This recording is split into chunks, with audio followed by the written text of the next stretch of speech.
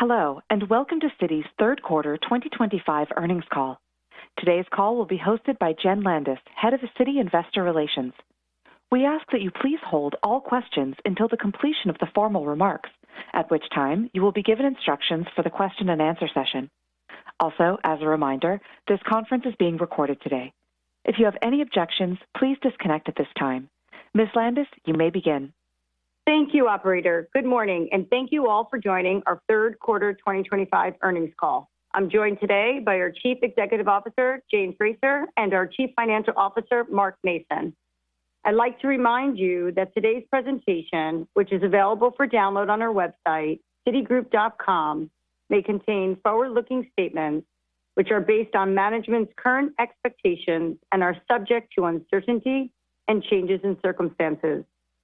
Actual results may differ materially from these statements due to a variety of factors, including those described in our earnings materials as well as in our SEC filings. And with that, I'll turn it over to Jane. Thank you, Jen, and a very good morning to everyone. This morning, we reported another very good quarter, with net income of $3.8 billion and earnings per share of $1.86. with an ROTCE of 8%. Now, excluding the goodwill impairment from the Banamex transaction, our adjusted EPS was $2.24, with an adjusted ROTCE of 9.7%. Revenues were up 9%, and every business had record third quarter revenue and improved returns. We continue to generate positive operating leverage for the firm and in each of our 5 businesses. The consistently strong results that we've been delivering are a consequence of how we have fundamentally changed the bank in recent years. We're running the businesses differently and capturing the synergies between them. We've added new senior leaders to complement the excellent talent we already had. We are disciplined stewards of our shareholders' capital, investing it where we should and returning what we don't deploy. And the best part is, there is much more upside ahead.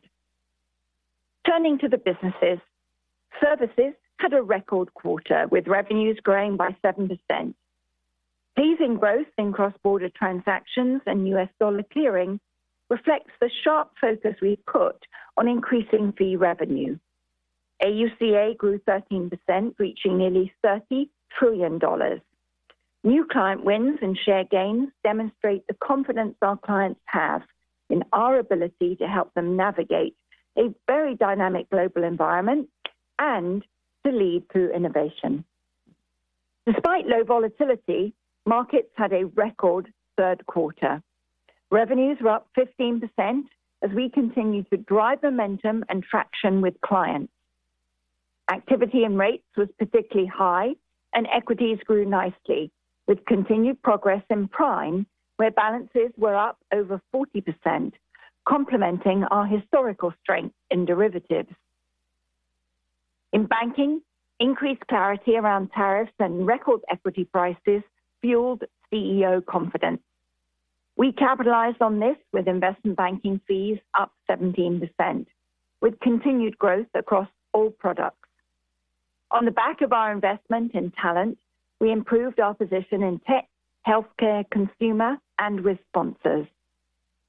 We continue to add talent to the team, which will help us deepen or establish relationships that will bear fruit over the next 2 to 3 years.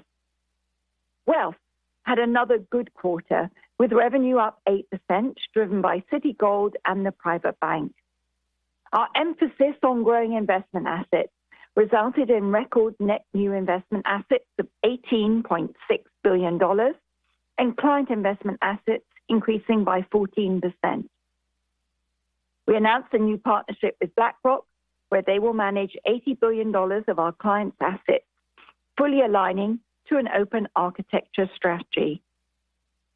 USPB had record quarterly revenue of $5.3 billion, reaching 12 straight quarters of positive operating leverage, and delivered an ROTCE of over 14%. We drove momentum in branded cards with the well-received launch of our Citi Strata Elite card.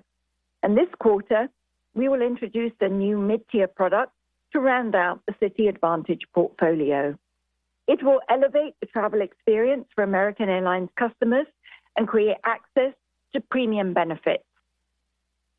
In the retail bank, we continue to innovate, including by the launch of instant payments through FedNow and enabling digital issuance for Citibank debit cards. And the retail bank continues to strengthen as a pipeline to our wealth business, with $4 billion in deposits transferred in the quarter. Wealth is capitalizing on those transfers, and we continue to see improved investment penetration and significantly higher investment-related revenue from those customers. We returned over $6 billion in capital to our common shareholders during the third quarter. The $5 billion in share repurchases was $1 billion more than we guided, and this reflects our commitment to returning capital. Year to date, we have repurchased $8.75 billion of shares as part of our $20 billion repurchase plan. We ended the quarter at a common equity Tier 1 capital ratio of 13.2%, over 100 bps above our regulatory requirement at quarter end. The agreement with Fernando Chico Pardo to purchase a 25% equity stake is a very significant step towards the divestiture of Banamex and progresses the overall timeline to deconsolidation and beyond. We are confident that this path is in the best interest of our stakeholders in terms of certainty and value, and we could not be more pleased to have Fernando, with his proven track record for investors, as our partner. As we simplify, we continue to invest in technology to catalyze our transformation and become a more agile and modern bank. We have been relentless in our execution, and it is creating results. Over 2/3 of our transformation programs are at or are close to our target state, and we're making very good progress in the remaining areas. I'm particularly pleased with the improvement in our controls this year through standardizing, automating, and digitizing them.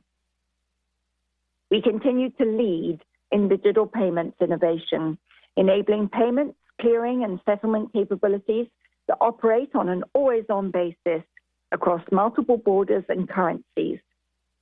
As networks evolve towards an always-on future, we are taking the next step by integrating Citi Token services with our 24/7 clearing platform.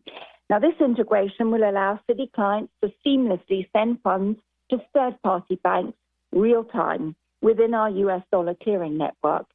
And that's delivering true interoperability across more than 250 institutions. We are committed to embedding AI into how we work. Nearly 180,000 colleagues in 83 countries now have access to our proprietary AI tools and have used them almost 7 million times this year. These tools save hours each day by automating routine work, analyzing data, and creating materials in minutes instead of hours. Our services and USPB teams are using AI to resolve client inquiries faster. In wealth, advisors are gaining real-time insights that help them deliver more personalized advice.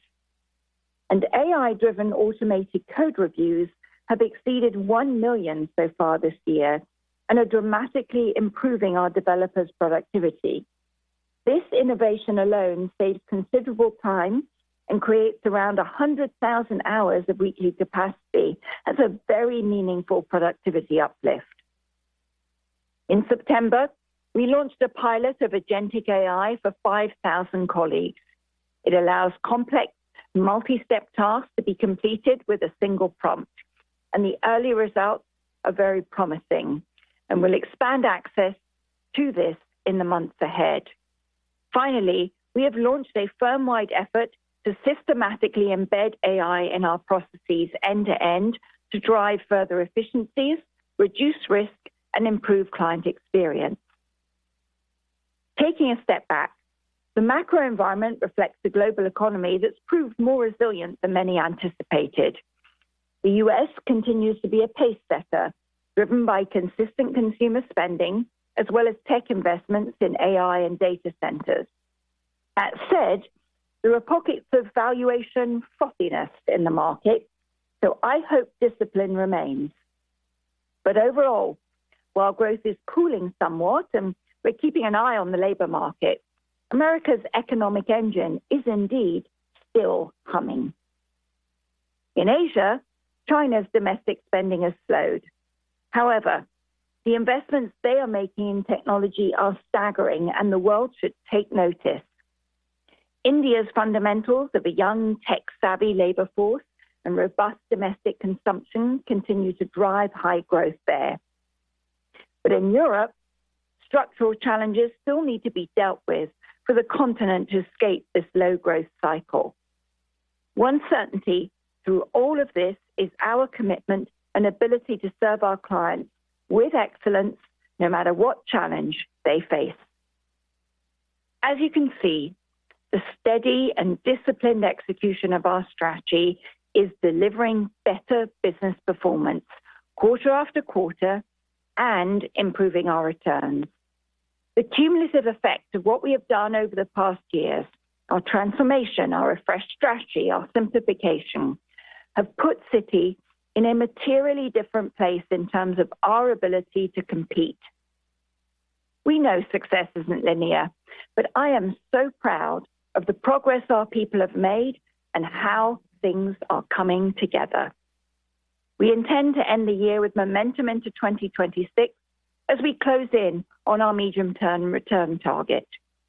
In terms of what will come next, we very much look forward to sharing that with you at our next Investor Day, which will be on May 7th of next year.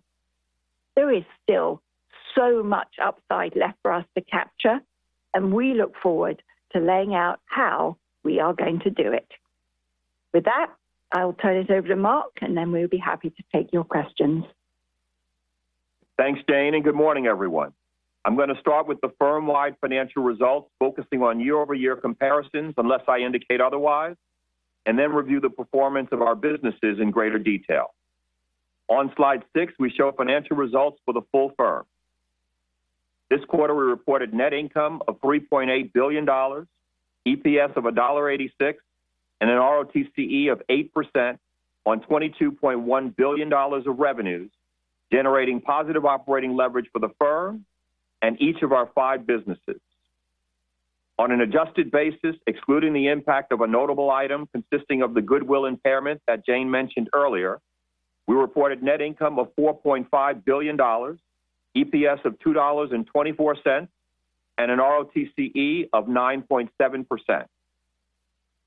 Total revenues were up 9%, driven by growth in each of our businesses and legacy franchises, partially offset by a decline in corporate other. Net interest income, excluding markets, which you can see on the bottom left side of the slide, was up 6%, driven by USPB, services, wealth, legacy franchises, and banking, partially offset by a decline in corporate other. Non-interest revenues, excluding markets, were up 12%, as better results in banking, wealth, and legacy franchises were partially offset by declines in corporate other, services, and USPB. And total markets revenues were up 15%.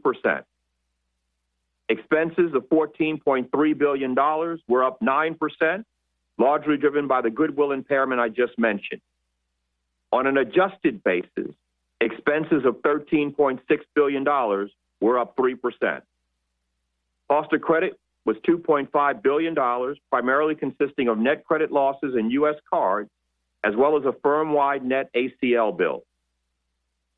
Looking at the firm on a year-to-date basis, total revenues were up 7%, driven by growth in each of our 5 businesses, along with the benefit of foreign exchange translation, partially offset by a decline in all other. Expenses, which have also been impacted by foreign exchange translation, were up 2% and flat on an adjusted basis.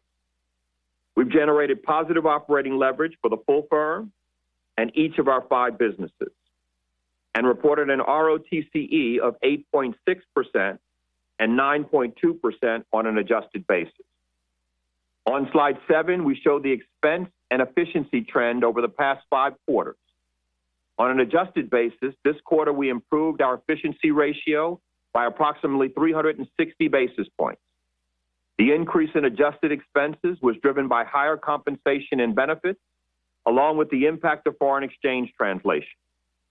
As you can see on the bottom right side of the slide, the increase in compensation and benefits was driven by performance-related compensation, higher severance, and investment in transformation and technology, with productivity and stranded cost reduction partially offsetting continued growth in the businesses. Year to date, we have incurred approximately $650 million of severance, slightly above our original expectation for the full year. As we've said in the past, we are very focused on managing our expense base in a disciplined manner, reducing stranded costs and generating productivity savings to largely self-fund investments in transformation, technology, and the businesses. This discipline, combined with top-line revenue momentum, will continue to drive improvement in our operating efficiency. On slide 8, we show consumer and corporate credit metrics. As I mentioned, the firm's cost of credit was $2.5 billion, primarily consisting of net credit losses in U.S. cards, as well as a firm-wide net ACL bill.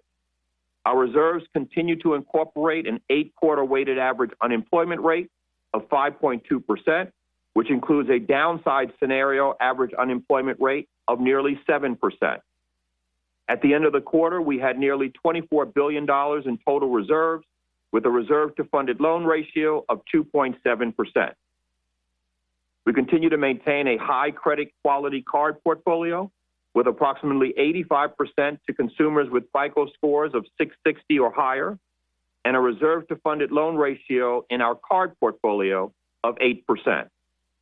And it's worth noting that across our U.S. cards portfolios, delinquency and NCL rates continue to perform in line with our expectations.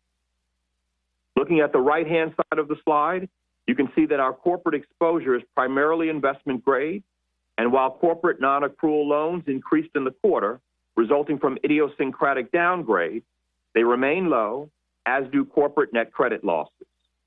We feel good about the high-quality nature of our portfolios, which reflect our risk appetite framework and our focus on using the balance sheet in the context of the overall client relationship. Turning to capital and the balance sheet on slide 9, where I will speak to sequential variance. Our $2.6 trillion balance sheet increased 1%, driven by growth in cash and loans. End-of-period loans increased 1%, driven by markets and services. Our $1.4 trillion deposit base remains well-diversified and increased 2%, driven by services and wealth. We reported a 115% average LCR and maintained over $1 trillion of available liquidity resources. We ended the quarter with a preliminary 13.2% CET1 capital ratio, which is 110 basis points above our 12.1% regulatory capital requirement during the third quarter. Effective October 1st, our new standardized CET1 capital ratio requirement is 11.6%, which incorporates the reduction in our SCB from 4.1% to 3.6%. That said, we're still waiting for clarity from the Federal Reserve on whether the averaging of SCB results from the previous 2 consecutive years will become effective in the next few months. Given this uncertainty, we will be targeting a standardized CET1 ratio closer to 12.8%, which incorporates a 2-year average SCB of 3.8%, as well as a 100 basis point management buffer. As we've said in the past, we remain very focused on efficient utilization of both standardized and advanced RWA, while providing the businesses with the capital needed to pursue accretive growth opportunities. And we will continue to prioritize returning capital to shareholders through buybacks, as evidenced by the $5 billion of buybacks in the third quarter and nearly $9 billion year to date. Turning to the businesses on slide 10, we show the results for services in the third quarter. Revenues were up 7%, driven by growth across both TTS and security services. NII increased 11%, primarily driven by the increase in average deposit balances, as well as higher deposit spreads. While NIR was down 3% due to the impact of higher lending revenue share, total fee revenue was up 6%. We see very strong activity and engagement with corporate clients and momentum across underlying fee drivers, with cross-border transactions up 10%, U.S. dollar clearing volume up 5%, and assets under custody and administration up 13% as we continue to roll out our innovative products and services with digital capabilities into new markets. Expenses increased 5%, primarily driven by higher compensation and benefits, including severance, as well as higher volume and other revenue-related expenses. Average loans increased 8%, driven by continued demand for trade loans, as we continue to support clients as they plan for potential shifts in trade corridors. Average deposits also increased 8%, with growth across both North America and international, largely driven by an increase in operating deposits. Services generated positive operating leverage for the fifth consecutive quarter and delivered net income of $1.8 billion, with an ROTCE of 28.9% in the quarter and 26.1% year to date. Turning to markets on slide 11, revenues were up 15%, driven by growth across both fixed income and equities. Fixed income revenues increased 12%, with rates and currencies up 15%, largely driven by growth in rates amid policy uncertainty and elevated client activity. And spread products and other fixed income was up 8%, largely driven by higher mortgage trading, higher financing activity, and lower commodities activity. Equities revenues were up 24%, driven by higher client activity in derivatives and increased volumes in cash, as well as continued momentum in prime, with balances up approximately 44%. Expenses increased 5%, primarily driven by higher compensation and benefits, along with the impact of FX translation. Transactional and product servicing expenses were down as growth in transaction volumes was more than offset by efficiency action. Average loans increased 24%, primarily driven by financing activity and spread products. Markets generated positive operating leverage for the sixth consecutive quarter and delivered net income of $1.6 billion, with an ROTCE of 12.3% in the quarter and 13.5% year to date.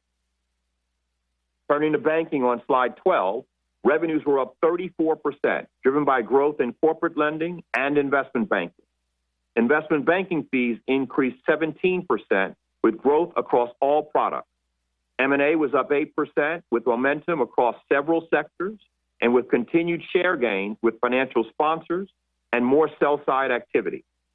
ECM was up 35%, with growth across all products, notably in convertibles, given the favorable environment.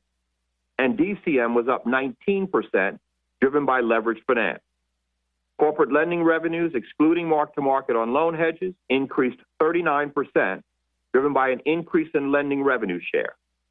Expenses increased 2%, driven by higher volume-related transactional and product servicing expenses, as well as compensation and benefits, which includes recent investments we've made in the business. Cost of credit was $157 million, which included a net ACL build of $148 million, driven by changes in portfolio composition, including exposure growth. Banking generated positive operating leverage for the seventh consecutive quarter and delivered net income of $638 million, with an ROTCE of 12.3% in the quarter and 10.7% year to date. Turning to wealth on slide 13, revenues were up 8%, driven by growth in Citigold and the private bank, partially offset by a decline in wealth at work. NII, which you can see on the bottom left side of the slide, increased 8%, driven by higher deposit spreads, partially offset by lower mortgage spreads. NIR increased 9%, driven by higher investment fee revenues as we grew client investment assets by 14%, despite a reduction of approximately $33 billion related to the sale of our trust business. We had record net new investment assets of $18.6 billion in the quarter and over $52 billion in the last 12 months, representing approximately 9% organic growth. Expenses increased 4%, driven by investments in technology and volume-related transactional and product servicing expenses, partially offset by continued productivity savings. End-of-period client balances continued to grow, up 8%. Average loans were up 1% as we continue to be strategic in deploying the balance sheet to support growth in client investment assets. Average deposits were flat as operating outflows and a shift from deposits to higher-yielding investments on Citi's platform were offset by net new deposits as well as client transfers from USPB. Wealth had a pre-tax margin of 22%, generated positive operating leverage for the sixth consecutive quarter, and delivered net income of $374 million with an ROTCE of 12.1% in the quarter and 12.5% year-to-date. Turning to U.S. personal banking on slide 14, revenues were up 7%, driven by growth in branded cards and retail banking, partially offset by a slight decline in retail services. Branded cards revenues increased 8%, driven by higher loan spreads, higher interest-earning balances, which were up 5%, and higher gross interchange, partially offset by higher rewards costs. We continue to see strong customer engagement, with spend volume also up 5%. Retail banking revenues increased 30%, largely driven by the impact of higher deposit spreads and balances. And retail services revenues were down 1%, largely driven by higher partner payment accruals. Expenses were flat as lower advertising and marketing expenses, as well as compensation and benefits, were offset by higher volume-related transactional and product servicing expenses. Cost of credit was $1.8 billion, driven by net credit losses in cards. Average deposits increased 6% as net new deposits were partially offset by the client transfers to wealth that I mentioned earlier. USPB generated positive operating leverage for the 12th consecutive quarter and delivered net income of $858 million with an ROTCE of 14.5% in the quarter and 12.9% year-to-date. Turning to slide 15, we show results for all other on a managed basis, which includes corporate other and legacy franchises and excludes divestiture-related items. Revenues were down 16%, with a decline in corporate other, partially offset by an increase in legacy franchise. The decline in corporate other was driven by lower NII, resulting from actions that we've taken over the past few quarters to reduce the asset sensitivity of the firm in a declining rate environment, as well as lower NIR. Growth in legacy franchises was driven by Mexico, which included the impact of Mexican peso appreciation, partially offset by the impact of continued reduction from our exit and wind-down market. Expenses increased 4%, with growth in corporate other, which included higher severance, largely offset by a decline in legacy franchise. And cost of credit was $331 million, primarily consisting of net credit losses of $297 million, driven by consumer loans in Mexico. As you can see on the bottom right side of the slide, divestiture-related expense items in the quarter included the $726 million goodwill impairment, which is capital neutral and based on the fair value of 100% of the entity. On slide 16, we provide an overview of the agreement with Fernando Chico Pardo to purchase a 25% equity stake in Banamex. This transaction progresses the overall timeline to exit Banamex, but is subject to certain closing conditions and local regulatory approval. Before I walk through the financial impacts related to this stake at closing, I'd like to ensure you understand the net capital impact at a full exit. The cumulative capital benefit to Citi upon full exit will be driven by two things. One, the capital release associated with the RWA reduction. And two, the cumulative impact of any potential gains and losses on sale. However, between now and then, there will be a few steps to get there. And it starts with this transaction. So, looking at the right-hand side of the page, at the time of close and subject to the book value of Banamex at closing, we expect assets to increase by approximately $2.3 billion for the total consideration paid for the 25% stake, which reflects the fixed price to book value multiple of 0.8. And total equity will also increase by a net $2.3 billion, but it will be driven by a few factors. First, there will be a temporary benefit to stockholders' equity due to the reclassification of the negative cumulative translation adjustment from stockholders' equity to non-controlling interest, which will be slightly offset by the loss on sale. Second, the non-controlling interest will increase by the 25% of the Banamex book value sold, but this will be largely offset by the CTA that was reclassified as part of this transaction. So, net-net, a $2.3 billion increase in assets, and on the equity side, a $1.8 billion increase in stockholders' equity, and a $500 million increase in non-controlling interest. At deconsolidation, there will be balance sheet impacts and P&L impacts. As it relates to the balance sheet, all of Banamex assets and liabilities will be removed from our balance sheet and be partially offset by any remaining equity stake. In terms of the P&L, the entire amount of the cumulative translation adjustment related to Banamex, which is approximately $9 billion, will flow through the P&L as a loss and will reverse the temporary capital benefit from prior sale. Therefore, at deconsolidation, the cumulative impact of CTA is capital neutral. So, to wrap it up, while there are a number of accounting nuances between now and full exit, the cumulative capital impact to Citi will be the full release of RWA associated with Banamex and the cumulative impact of any potential gains and losses on sale. Turning to the full year 2025 outlook on slide 17. Before I get into the outlook, I want to say how proud I am of the company as we execute against our strategy and drive top-line revenue growth, which continues to be fueled by our investments across the businesses and in key areas such as technology and data.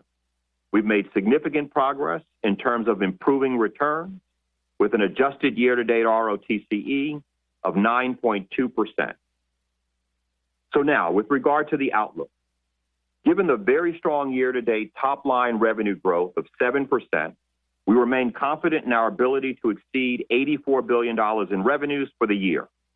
We now expect NII ex markets to be up around 5.5% for the full year, incorporating stronger performance, as well as the impact of FX relative to our previous expectations. For NIR ex markets, we expect continued momentum in underlying fee drivers. And in markets, historically, we've seen revenues decline 15 to 20% from the third to fourth quarter.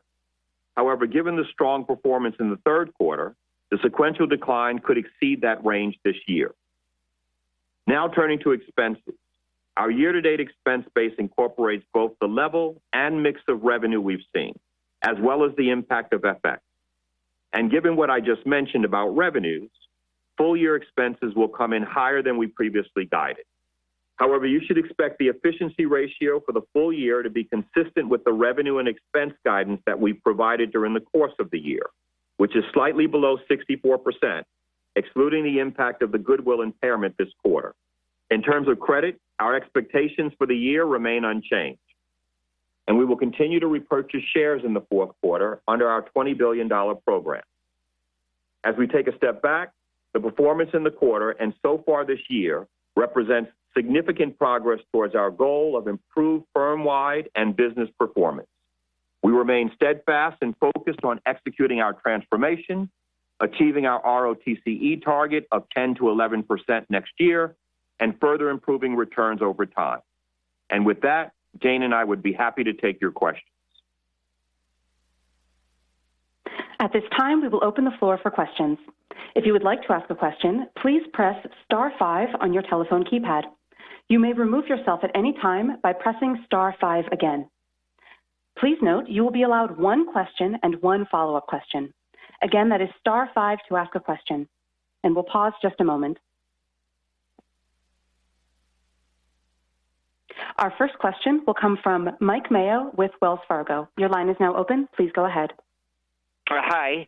So I think you said you're at least two-thirds done with a lot of the transformation, and I assume that relates to the consent order. So can you just give us an update on your actions with the consent order as it relates to risk, compliance, controls, and reg data? And if you can elaborate on the reg data part, because in this current regulatory environment, I don't know why so much effort needs to go to something that's more process-oriented, which they're trying to get away from, as opposed to just financial strength. Thank you. Good morning, Mike. So, yes, I do feel good about the progress we've made. And as you refer, over two-thirds of our programs are at or mostly at Citi's target state. And some of the biggest bodies of work are now embedded just into how we run the bank and operate it on a BAU basis. So you've heard me talk about risk and the progress we've made and compliance. And those are two areas where we are largely at the target state and are running through sustainability. But we're also now at the back end of the working controls. And this is a big body of work this year to drive automation, to implement more preventative controls. So we now have preventive controls for any large and anomalous payments in 85 countries. That covers about 1.3 trillion in payments daily, covers 55 payment apps. We also have preventive controls covering over 99% of manual payment flows in our institutional businesses. We've standardized controls for common processes across the firm. That was very much enabled by the org simplification that we did. And we're now in line with peers in terms of level of automation and preventative controls. And all of this work is going to help us implement AI across our processes, as I referred to in the earlier remarks. Now, data for reg reporting is going to take more time, but we have made significant progress in the last 12 months. Through our own testing, we're seeing really dramatically improved accuracy for our most critical regulatory reports. We're also putting in tech and AI-enabled capabilities to ensure we sustain these improvements on a BAU process and basis. In terms of regulatory environment, we are clearly seeing changes in the reg environment coming from DC. And I think, like everyone, we welcome the proposed changes, including recalibration to center on safety and soundness. But for us, we're on track with what we're doing across all the programs, including data. We're focused on getting over the finishing line for our work. And we're looking forward to the transformation expense coming down next year, because as we complete the different bodies of work, the associated expense comes off, both as a result of the implementation, but also from the efficiencies that we're gaining. And a short follow-up, the transformation expense for 2025, maybe this is for you, Mark, you said it was going to be more than $3 billion, so it was like $3.5 billion, $4 billion, $5 billion, any kind of range for that? Mike, I'd say it's a little bit under $3.5 billion in 2025. And again, right, as Jane mentioned, a lot of work being put in place to execute on that more efficiently, which is going to help bring that number down in 26. Your next question will come from Betsy Graseck with Morgan Stanley. Your line is now open. Please go ahead. Hi, good morning. Hey, Betsy.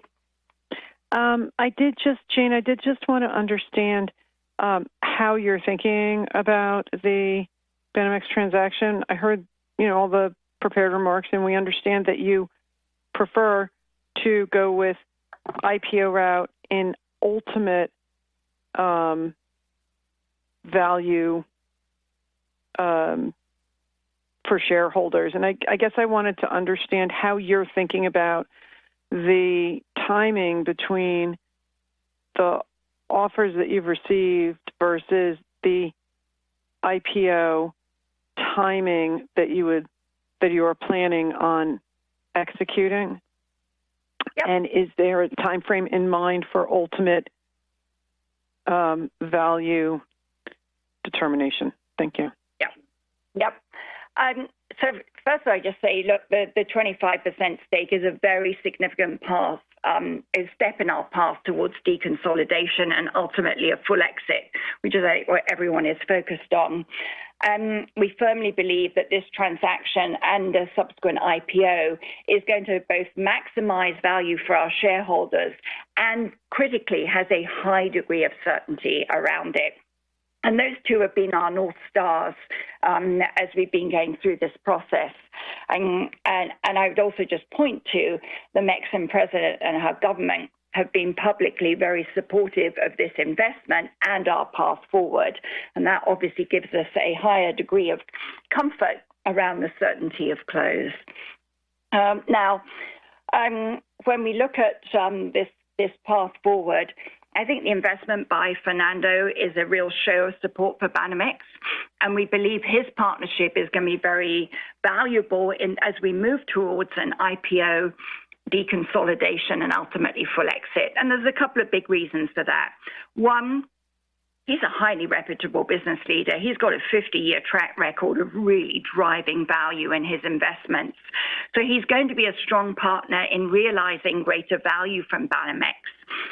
He also brings a lot of experience and credibility that is very attractive to other investors, and his investment alone is a strong endorsement of Banamex's relevance and potential, and that's also going to be very helpful as we look at bringing other investors and through the IPO and the like into the mix here. So in terms of the next steps, the 25% stake requires regulatory approval in Mexico. That typically takes 9 to 12 months. And then for obvious reasons, it makes a lot of sense to get Fernando's regulatory approval ahead of the IPO. So he has filed his regulatory approval is already in with the government. So that will go through the process.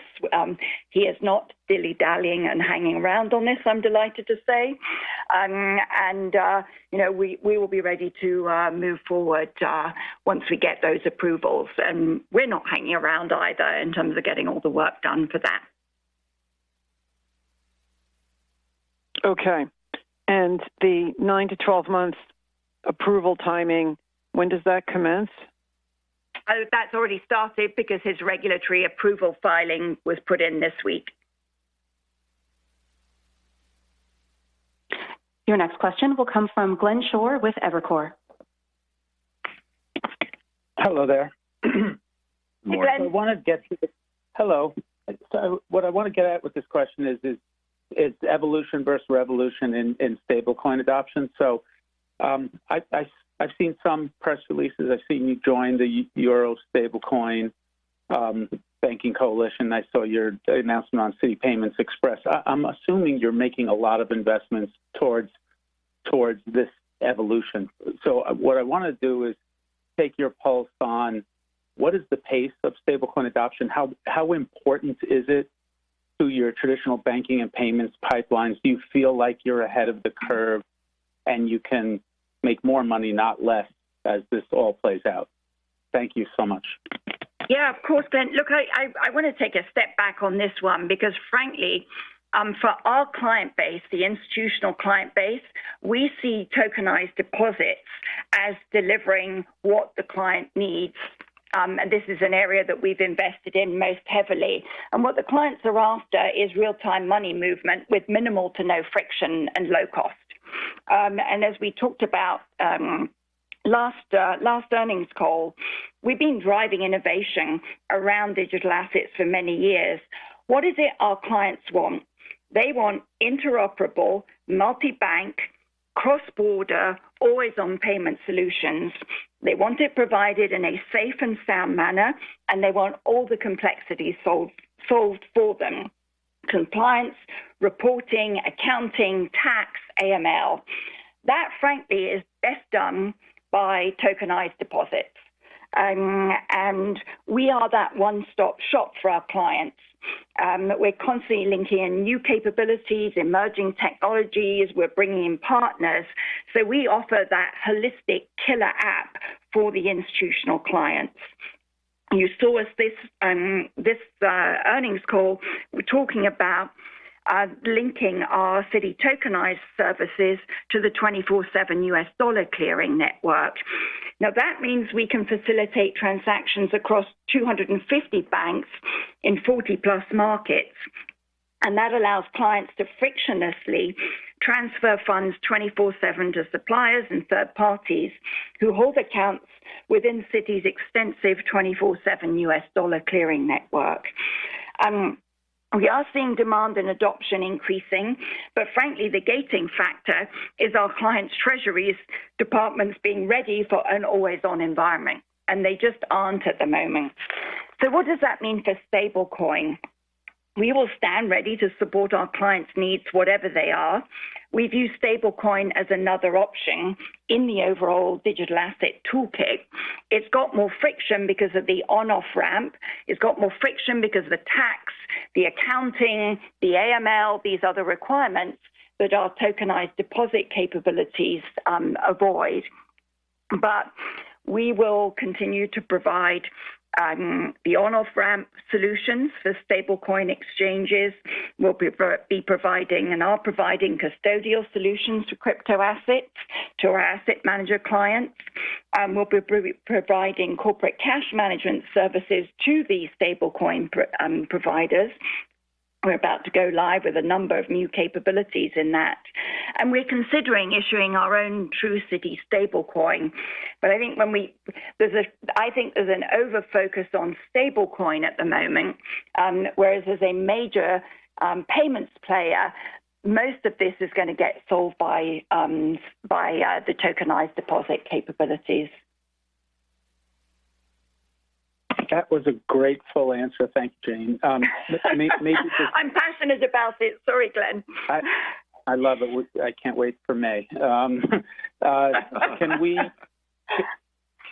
Can maybe just, this is a super quick follow-up, is you're fired up about tokenized deposits and what that can mean, and you're way ahead of that. Is there a potential for the tokenization of all securities? Does that change how financial markets operate in general? I just wonder if you could just expand that thought, and then I'll back. Absolutely. I was just talking about the payments piece. In the future, clients are going to want solutions that seamlessly offer financing, securities issuance, and settlement in a regulated, trusted environment. So you can imagine oil, you can imagine equities. Like this is going to go much more broader, and we will be providing that as part of our toolkit. So that is definitely in the equation here, and it's really terrific that the regulators are now letting us innovate in a responsible way, because I think that is going to help the development of the market as we and other banks participate in this space. It will really help scale up. Your next question will come from John McDonald with Truist. Your line is open. Please go ahead. Thank you. I wanted to ask about the efficiency path for next year. It seems like you have some potential tailwinds to drive expenses lower next year, potentially lower severance, transformation spend, and stranded costs. So, Mark, I wanted to ask, is that fair that you see a path for directionally down expenses next year, even if revenues are strong? And do you still see the potential to exit next year at an efficiency ratio below 60? Thanks, Johnny, and good morning. I'd point to a couple of things as we think about 2026, and I'd just remind you and others that we're targeting an ROTC of 10 to 11% next year, and it's important that we continue to show progress in our returns across the franchise. The second thing I'd point to is that if I just kind of go back to where we are year to date for a second. We are demonstrating strong top-line momentum. The year-to-date revenue's up 7%. And if you look at our expenses against that, leaving out the goodwill impairment, our expenses are flat.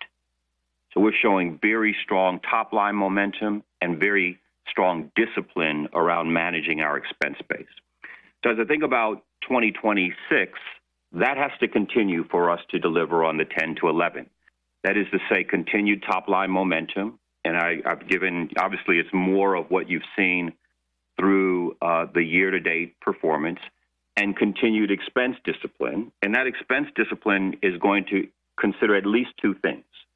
So one are the greater efficiencies that we've talked about in the past. You've mentioned some of those. The transformation expense coming down, the legacy/stranded costs continuing to come down, productivity from BAU activity. I've mentioned in the past a lower severance, a more normalized severance. But it's also going to require investments in order to continue to fuel that top-line momentum. So investments, one, that's tied to those higher revenue levels, but also continued investments in parts of the franchise like banking, in parts of the franchise like services. You just heard Jane mention the investments we're making in token services. And so striking that right balance so that we are not only delivering 10 to 11, but north of that beyond 2026 is really important. So what does all of that mean? That means as I think about 2026, I lead with the 10 to 11%. I follow on by productivity and the need for investments. I'm targeting the less than 60 as I come out of 2026 or in 2026, as I've said before. Great. That's really helpful. And then just a quick follow-up, thinking a little bit longer term, what's the ultimate end state for the $3.5 billion or so in transformation spend? Does it go away? Does it morph into kind of a regular BAU investment spend at some point? How does that evolve over time? I'm smiling here, John, because I knew as soon as I shared the number, the very next question would be what happens with it, right? And look, I think, as I mentioned, it's going to come down in 2026 for all the reasons we've mentioned, including making significant progress on the transformation. We'll obviously share more with you in terms of where the expense base is going and the transformation expenses are going beyond that at Investor Day. And so I'll ask you to kind of stay tuned, as it relates to that. But I don't want to kind of miss the opportunity to state again that in order for us to get to the improved returns beyond 2026, we've got to have that right balance of squeezing out as much as we can in efficiencies and redeploying so that we can capture growth and upside as we serve our clients beyond 26. And I encourage everyone just to look at the track record we've got. I mean, we've been consistently growing revenues whilst investing in the transformation, whilst investing in the businesses. And at the same time, we've been keeping the expense base at a low and very disciplined level. And that's a discipline you can expect to see us continuing. Your next question will come from Jim Mitchell with Seaport Global. Your line is open. Please go ahead. Hey, good morning. Mark, maybe just a question on NII. I think based on the guidance for this year, it seems like you're flat to up in the fourth quarter. As you guys have pointed out in your Qs, you have limited sensitivity to U.S. dollars. So is 4Q a decent jumping off point for next year? Can you grow from that level? How should we think about the puts and takes around asset repricing and balance sheet growth and headwinds from rates? Yeah, what I'd say is a couple of things. One, I do expect to see continued growth in NII as we go into 2026 at this point. We're obviously putting together our operating budgets now, but I do anticipate continued growth. And I think there are a couple of drivers, many of which have played out through most of the year here. So one is I expect that we'll see continued growth in deposits, operating deposits, deposits on our retail banking side, both of which have shown up quite healthily in the quarter. I expect that to continue. I expect to see continued loan momentum, particularly on the branded card side, but also in the trade lending activity, which also showed up very nicely this quarter. And I'd expect that the investment portfolio that you've heard me talk about before will continue to roll off and mature, and we'll be able to deploy that, yet still at higher rates in cash and other securities as we go through 2026.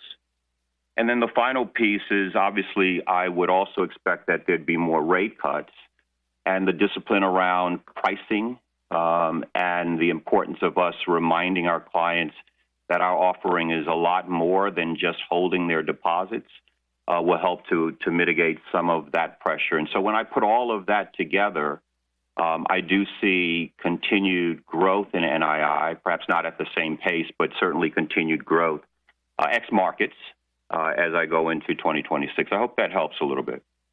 No, that's very helpful. And maybe just on the capital target of 12.8% and the stepped up buybacks this quarter, is this a pace we should expect until you get to 12.8? Just sort of curious on your thoughts on how quickly you get to 12.8. I'm smiling again, Jim, because the last quarter I said that we weren't going to give guidance on a quarterly basis as it relates to buybacks, and I want to stick to that. But I would remind you that we do have a $20 billion buyback program that's out there. We've been making good progress against that. We'll continue to make progress against that. 12.8 is what we will target from a CET1 ratio, and I think you'll see that our 13.2 come down towards that over the next couple of quarters. And we're going to strike the right balance between deploying capital back into the business at accretive returns in order to continue to drive growth that improves returns and returning capital to shareholders, particularly given where we're trading, right? And so while we have seen good performance in the stock over the course of the year, we're still adding around kind of 1x tangible book value, and I think there's more upside to the stock. And so we want to strike that right balance between return on and return of. Your next question will come from Erica Najarian with UBS. Your line is open. Please go ahead. Hi, good morning. My first question, Mark, is just wanted to make sure I understand all of the technical nuances that you laid out on slide 16. So, the CTA impact is essentially neutral at deconsolidation, and in addition, we should get the capital release from the RWA reduction. I think it was $27 billion from the Mexican financial statements, and any gains and losses on sales. So the CTA is separately capital neutral, but the ultimate capital benefit will be determined by that capital release and the ultimate, valuation of Banamex. And if I'm understanding that correctly, had to slip it in there, what is the allocated TCE to Banamex? Sure. So let me just kind of clarify one point. I think you've largely got it, which is there's an important distinction between deconsolidation and full exit. The deconsolidation, as you point out, will trigger that CTA flowing through the P&L, and ultimately that will be capital neutral. All right, so that is absolutely correct. And then at the full exit, what we would expect in the way of the capital impact will be the capital associated with the risk-weighted assets and the gain or loss, the cumulative gain or loss on sale. The capital associated with the risk-weighted assets, the risk-weighted assets is about $37 billion. Okay, so you can kind of run the math of a 13.2 against the $37 billion and get a proxy for how much capital we have allocated here. Perfect. And my second question is for Jane. Jane, your reward for all the improvement that you've shown is a higher bar, right? I think is what you're seeing, and we're all looking forward to this May Investor Day. And I guess this is a two-part question. As you approach the 10 to 11%, return on tangible common equity goal for next year, and you think about, being 2/3 of the way done with that transformation, is May the right time to address maybe more end state capital targets the way, JP Morgan has addressed, and, Wells also gave us an update today. And, if we get more regulatory certainty, you've obviously gotten a lot of volatility in the past from, stress test results. And especially as we think about deconsolidating and fully exiting Banamex and the regulatory momentum, is 100 basis points still the right buffer for this company as we look forward?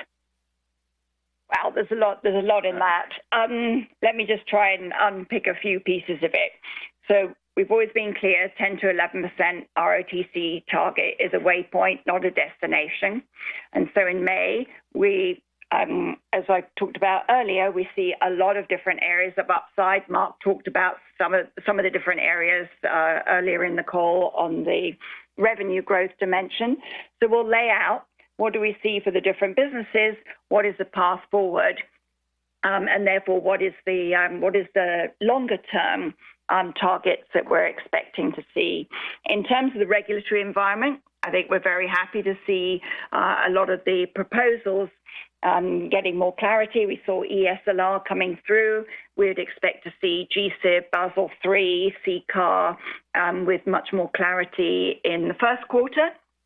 So that will be good timing for being able to lay out what that means for the May Investor Day, assuming that remains at pace. Obviously not in our hands as the timing around it. And so I think you will end up with much more clarity about what is the end state, if there ever is an end state. Mark, why don't you jump in? Yeah, the only thing I'd add to that is, with the progress we're making in executing on the strategy, I'm sure you've noticed that, we're generating a more steady and predictable earning stream, and on top of that, growing our earnings. And that, in part, has shown up in the stress capital buffer reduction that we've now seen for 2 years in a row. Now, we have to get clarity on kind of how that's going to be applied, whether it'll be averaging or not. But I highlight that because we're going to continue the work in how we're running the franchise in order to improve and therefore continue to reduce, what happens in a CCAR stressed analysis. The other piece that I'd highlight is there are obviously other aspects to the regulatory environment that are still in flux, although they look like they will be favorable. GSIB, the Basel III endgame, et cetera. And by the time we get to May, we hope to have clarity on that, which can therefore inform how we think about the future. As it relates to the management buffer, you've heard me mention repeatedly that we look at that all the time. And we're constantly looking at everything from the certainty we're getting in the regulatory capital requirements, and that's improving, as we mentioned before, to how we think about internal stress analysis and the volatility in RWA and the like. And so we'll continue to look at that and look for opportunities where it makes sense to reduce that, and we'll share that if and when we get to that conclusion. Your next question will come from Ebrahim Poonawala with Bank of America. Your line is open. Please go ahead. Hey, good morning. Good morning. I guess good afternoon at this point. But just a quick question, Mark. You talked about credit reserves and the unemployment rate that you have there. But just talk to us when we think about, and I think Jane said like some softness in the economy, when we think about the consumer cards book, expectations, any kind of red or yellow flags that you're seeing there. If you don't mind addressing, like I'm looking at sort of the non-accrual loans, a pretty decent jump in sort of corporate non-accruals quarter over quarter. Like, was that a one-off? Do you expect that as some of the sort of, I guess, banking book seasons? Would love some perspective there. Sure. Let me start with that piece, and then we can come back to the consumer. We did see a tick up in NALs in the third quarter. The quarter-over-quarter increase is really driven by two idiosyncratic downgrades. I'd say the NALs represent a relatively small percentage of our funded loans. And when you look at the percentage there, you can see on the page it is a small number. We're well reserved against from a coverage point of view, so the NAL reserve coverage remains adequate at over 2 times.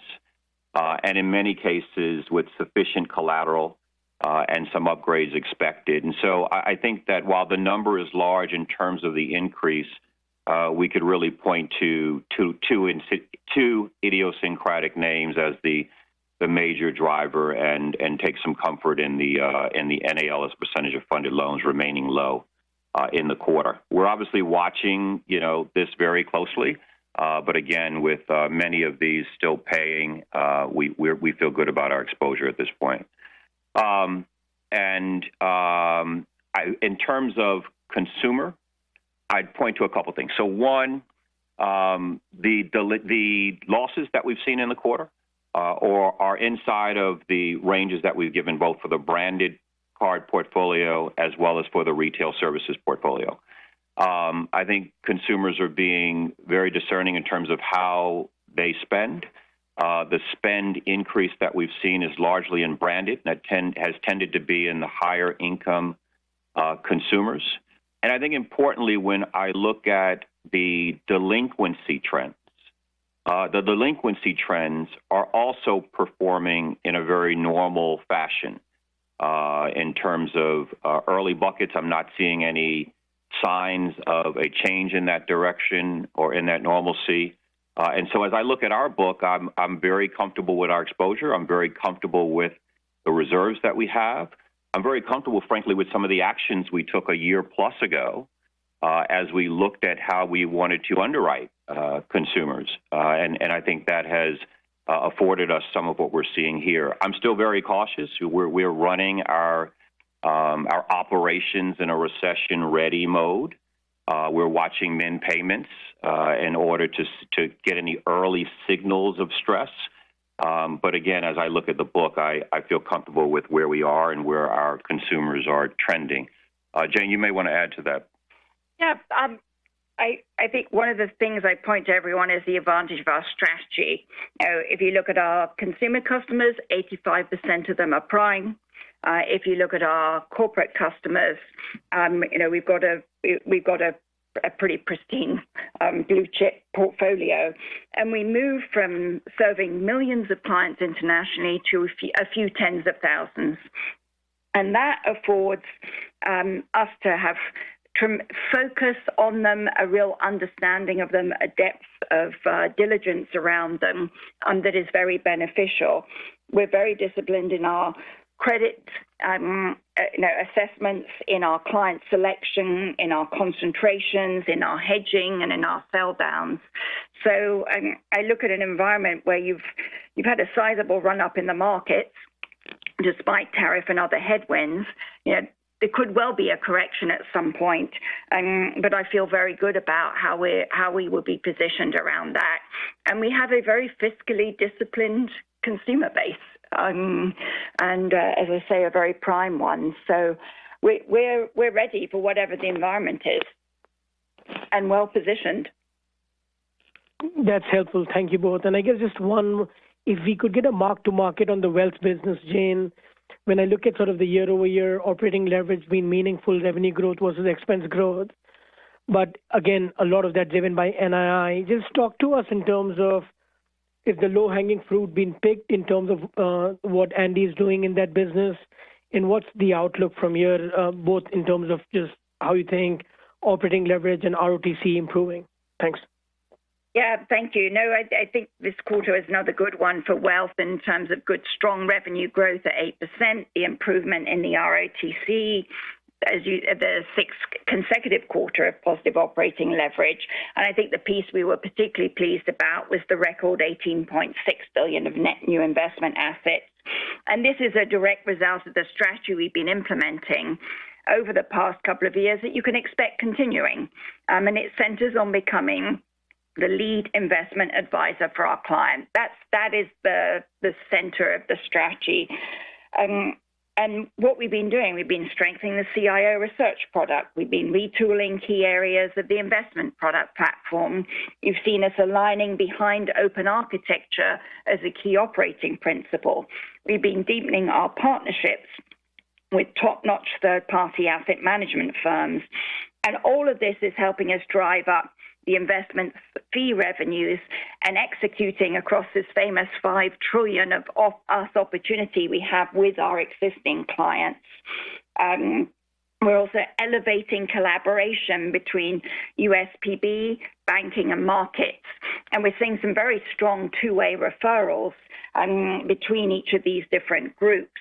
And that, again, supports our growth in net new investment assets and revenues in wealth overall. And we're deploying new AI-powered capabilities, and that's also getting great early feedback. We've got Ask Wealth, which is a Gen AI-powered inquiry engine that's handling thousands of client and service questions with rapid update. We have Advisor Insights, which was launched with very strong early adoption that delivers personalized, data-driven engagement opportunities for advisors. We had a 75% usage rate on that, so a lot of advisor demand. So what all of this means is this is driving our long-term objectives of becoming the lead investment advisor for our clients with a long runway ahead of us as we scale up the business. So we will just continue. Yep, we will continue to have good expense discipline. We'll be focused around how we use the balance sheet in the context of the overall client relationship. You can see from the numbers we've come a long way, but there's just, there's more work to do, but there's just enormous upside as we scale up, and that scaling is all in our control. I hope that gives you a sense of what are the different elements. Thank you. As a reminder, we invite you to ask one question and one follow-up today. Thank you. Our next question, you're welcome. Our next question will come from Ken Houston with Autonomous Research. Thanks a lot. Just a quick one on the expense side, Mark. Just you mentioned the sub 64 efficiency ratio for the year. Just looking in the deck, it looks like the year-to-date's been 62. You typically do have a little bit of a higher exit on that. Just wanted to ask you what should we be thinking about as far as fourth quarter expenses versus the 13.6 in the third quarter ex the impairment charge, in terms of the seasonality and the other pieces on the severance and such? Thanks. I think the couple things I'd point you to, one is the FX impact, which, you can see in the back of the deck on page 26. You can see that's going to contribute to the $53.4 million. It obviously, or I should say obviously, it's going to likely be EBIT neutral, but that's certainly the headwind to think about as you think about how much higher the 53.4 might be. And then the other piece to think about is the performance. So what we assume in terms of how much higher than X, how much higher that might be, will be the other factor that drives the expenses up above the 53.8, if you will, right? And so I already guided towards NII ex markets being up around 5.5%. That obviously is going to contribute to whatever the number is north of us. Again, I've given you some context for what we've seen historically, but given the strong quarter here, you're going to have to make an assumption in terms of how much sequential decline we might see in the fourth quarter. So I think those are the puts and takes. Really, how much higher we are than the 53.4 is a by everything else we've been very disciplined about as it relates to the expense targets that we set. Okay, got it. All right, thanks, Mark. Yeah. Your next question will come from Gerard Cassidy with RBC. Hi, Mark. Hi, Jane. In your second quarter Q, you gave us the interest sensitivity of the balance sheet, and obviously we'll see it in the third quarter. And if I recall, I think 100 basis points instantaneous change in rates, you guys guided that NII could decline about 1.7 bid. Say the long end of the curve stays, and the Fed cuts another 50 basis points over the next 3 months or so. How does that impact your net interest income for over the next 6 months or so? I think the simple way to think about it is what I shared for total U.S. and it was a drag of about $1.8 billion for 100 basis point decline across all currencies and across the curve. So when you break that down, Gerard, it's only about $400 million in the U.S. dollar, right? Parallel shift across the curve, 100 basis points. We've been working to bring that down further. So we'll report a number in the third quarter Q, and you'll see that number coming down. I don't want to disclose it at this point, but coming down from the negative $400 million. So you can kind of do the math on that if you were to look at kind of, just on the overnight rate change, most of our short-term exposures out in the non-U.S. dollar. So hopefully that helps. But you can see the number is relatively small and declining, assuming the 100 basis point. There's been a lot of discussion on other calls today and amongst investors about loans to non-depository financial institutions, especially since when you look at the industry, it's more than doubled in about 5 years, and rapid loan growth is always something we want to pay attention to. The regulatory filings at the $1 billion here. Can you give us some color or insights into the different lines that you lend into and how comfortable you are with this credit? Thank you. Sure. So the first thing I'd point out is that, this MBFI disclosure that all the banks do in the Y9C disclosures, it includes private. The second point I'd make is that it's primarily made up of securitization exposures with diversified collateral pools. So there's some consumer-related, mortgage, credit card, audit. There's some corporate-related that or broadly syndicated. All of that is kind of captured in this MBFI category. Overall, I would say the MBFI exposure is predominantly investment grade. So that's a consistent theme for us as a firm, certainly is the case as it relates to how it's reflected in this disclosure. Peer asset managers or established consumer platforms.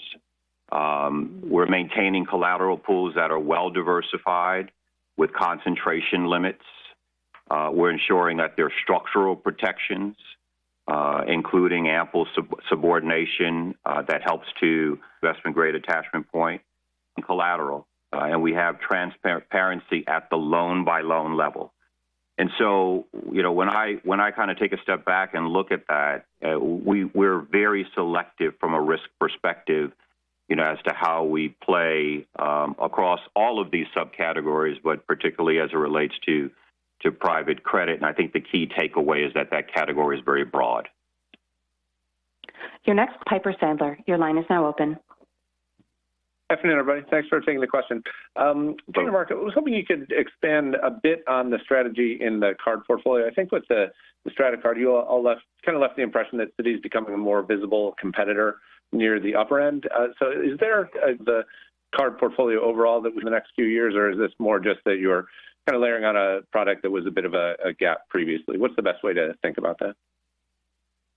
So I think the first thing you center around is we're a leader in payments and lending today, top 3 rank with the U.S. card balances. By launching competitive innovations, you've seen a considerable expansion in our branded cards product and offering suite this year. So we re-entered the premium rewards segment with the Citi Strata Elite that's had a very strong reception in the market. We refreshed the value proposition in Costco portfolio, roll out the new and very unique, thanks to our partnership with American Airlines, like the points transfer with our branded card portfolio and our own proprietary cards. And as I sort of hinted, the team will shortly be in particular as we expand. I think you can expect to see more growth in the co-brand space versus the private label space. And we're also investing significantly in AI capabilities that help us better serve our customers, also manage risk better and drive efficiencies. And so I think in all of this area, you're seeing items around our cards capabilities and being at the forefront of a lot of the innovation in AI and the like, applying it for our clients' benefits and for the shareholders' benefits. So I'm excited by what we've got coming up. We'll also have the acquisition of the Barclays portfolio in the second quarter next year of the franchise as well. Lots of good stuff going on. Yeah, perfect. Okay, thank you very much for the color. Your next question will come from Chris McGratty with KBW. Oh, great. Thanks for the question. Building on wealth, Jane, that was helpful. Can you speak to the sustainability or perhaps source of improvement in operating leverage by segment as you near the 10 to 11 goal for ROE next year? Well, as we look at it, it's fairly simple. And as we say, we continuing to grow the volume, acquiring new clients and existing clients. I'm also on the market side. You've seen us be very disciplined there, where we're looking at the revenue growth potential that comes, particularly in prime. You're seeing us in financing and in securitizations. In USPB, it's going to be the growth coming partly from the Barclays portfolio, as well as from the product innovations, and really driving customer engagement, as well as bringing new customers in. And then you've got synergies across the businesses, like the alpha trades between wealth and other businesses and the like. And then Mark laid out, I think, very succinctly the efficiencies that we're going to continue be driving on the operation efficiency side. So I think you've got a story of both revenue growth, investment in the businesses, and as Mark said, will be common across the board. Yeah, I think you can expect. Obviously, we are targeting positive operating leverage for the full firm in 2026.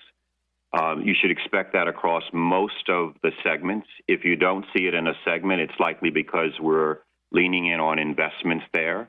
But generally speaking, we should continue to see good momentum there. So we'll give you more color on that, at the Investor Day in terms of how we think about it. But with all of these businesses driving improved return in 2026, that's likely to be how it plays out. I'll be careful on the quarterly look at that. For example, a downward pressure on the top line, there could be a quarterly dynamic there. But again, I'd point you to a really strong, year to date across every one of these segments. And as the chart points out, consecutive quarters, of positive operating leverage. And I'll just remind you that is what's going to drive those improved returns beyond 26. That's very helpful. Thank you. Yep. Your final question will come from Mike Mayo with Wells Fargo. Your line is now open. Hi. One more for Jane. How do you balance between celebrating, keep the intensity on for all the hard work ahead?